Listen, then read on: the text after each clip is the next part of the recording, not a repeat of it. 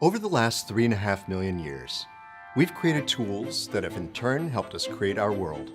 And while those tools have made more and more things possible, they've also defined our aesthetic and limited our imaginations. Until now, if you couldn't draw it, you couldn't fully imagine it. But what if instead of drawing what you already know, you could tell the computer what you want to accomplish? For example, say I want to design a chair. Instead of drawing a chair and then playing with the form, I could instead tell the computer that I wanted a chair that can support this much weight, weigh this much, and cost this much, and produce something based on the material that I've chosen. The computer can then deliver to me thousands, if not millions of design options, all of which meet those criteria. And from those options, I can pick the one design that delivers on the most important criteria. And the one that I select might not even been one that I could have imagined on my own. That's the promise of generative design. But why is it important? It's an entirely new way of doing things, and the benefits are potentially staggering. Unprecedented reductions in costs, development time, material consumption. The sky's the limit.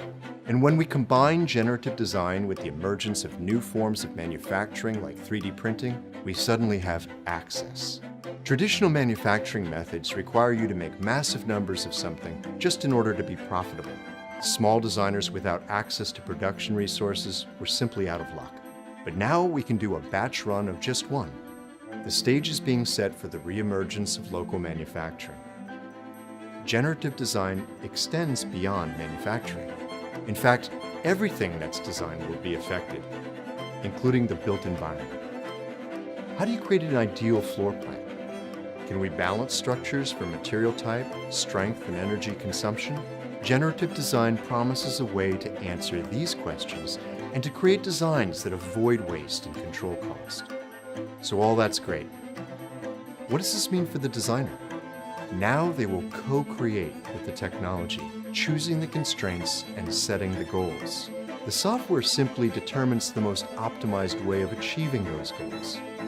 It's going to lead to astounding results. And that's generative design.